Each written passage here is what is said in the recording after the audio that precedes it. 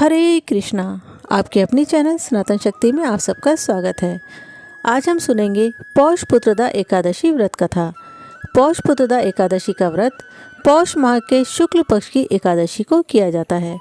इस साल पौष पुत्रदा एकादशी का व्रत 10 जनवरी 2025 दिन शुक्रवार को रखा जाएगा। शास्त्रों के अनुसार जो कोई भी मनुष्य संतान की प्राप्ति के लिए इस व्रत को करता है उसकी ये मनोकामना अवश्य ही पूरी होती है। इस व्रत की महिमा स्वयं भगवान श्री कृष्ण महाराज युधिष्ठिर को बताते हुए कहते हैं कि जो कोई भी इस व्रत को पूरी निष्ठा, विश्वास और सभी नियमों का पालन करते हुए करेगा उसे इस व्रत के प्रताप से कुशल, शूरवीर और सुयोग्य संतान अवश्य ही प्राप्त होगी। तो आइए सुनते हैं पुत्रदा एकादशी की व्रत कथा। भद्रावती नामक नगरी में सुकेतुमान नाम का राजा राज्य करता था। उसके कोई भी पुत्र नहीं था। उसकी स्त्री का नाम शव्या था। राजा और रानी संतानहीन होने के कारण सदैव चिंता में रहा करते थे। राजा के पितृ भी इस बात से बहुत दुखी थे। वे सोचा करते थे कि राजा के बाद उनको पिंडदान कौन देगा। राजा को अपने भाई बांधव, धन, वैभव, संपदा, हाथी, घोड़े, राज्य आदि से भी कोई संतोष नहीं मिलता था। वो सदैव ही विचार करता था, मेरे मरने के बाद मुझको कौन पिंडदान करेगा। बिना पुत्र के पितरों और देवताओं का ऋण कैसे चुका पाऊंगा। राजा इसी प्रकार से दिन रात चिंता में रहता था। इस दुख के कारण राजा ने अपने शरीर को त्याग देने का निश्चय किया, परंतु उसने आत्मदाह को महान पाप समझकर ऐसा नहीं किया। इसी तरह से सोच विचार करके एक दिन राजा अपने राज्य को छोड़कर वन की ओर चला गया। वह वन में घूमते हुए पक्षियों और वृक्षों को देखने लगा।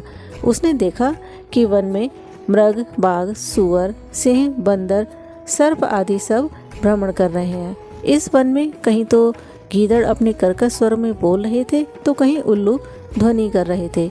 इस प्रकार से आधा दिन व्यतीत हो गया। राजा सोचने लगा, मैंने कई यज्ञ किए हैं, ब्राह्मणों को स्वादिष्ट भोजन भी कराया है, सभी तरह के अच्छे कर्म किए हैं, फिर भी मुझे ये दुख क्यों प्राप्त हुआ है। इसी प्रकार से सोच विचार करते हुए राजा प्यास के मारे अत्यंत व्याकुल हो गया और पानी की तलाश में इधर उधर घूमने लगा। थोड़ी दूरी पर राजा ने एक सरोवर को देखा। उस सरोवर में सुंदर कमल खिले हुए थे। सरस, हंस आदि विहार कर रहे थे। उस सरोवर के चारों तरफ मुनियों के आश्रम भी बने हुए थे। तभी राजा ने कुछ ऋषि मुनियों को उस सरोवर की ओर आते हुए देखा। तब राजा ने अपने घोड़े से उतरकर मुनियों को दंडवत प्रणाम किया। राजा के इस आचरण को देख मुनियों ने कहा कि राजन, हम तुमसे अत्यंत प्रसन्न हैं। तुम्हारी क्या इच्छा है सो कहो। राजा ने पूछा, हे गुरुदेव, आप कौन हैं और किस लिए यहाँ पर आए हैं, कृपा करके बताएं।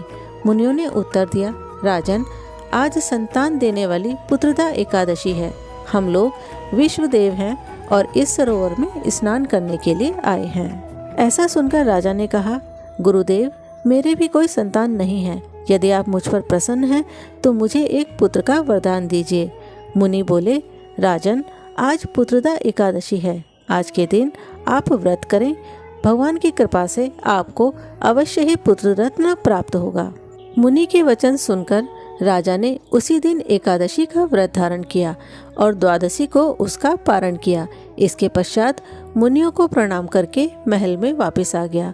कुछ समय बीतने के बाद रानी ने गर्भ धारण किया और 9 महीने के पश्चात उसको एक पुत्र प्राप्त हुआ।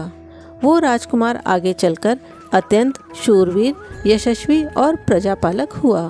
तो दोस्तों, ये थी पौष पुत्रदा एकादशी व्रत की कथा। आपको ये कथा कैसी लगी हमें कमेंट बॉक्स में बताएं और इसी तरह से साल 2025 में आने वाली सभी व्रतों की कथाएं, पूजा विधि, पूजा मुहूर्त आदि जानने के लिए जुड़े रहें हमारे चैनल सनातन शक्ति के साथ। हरे कृष्णा।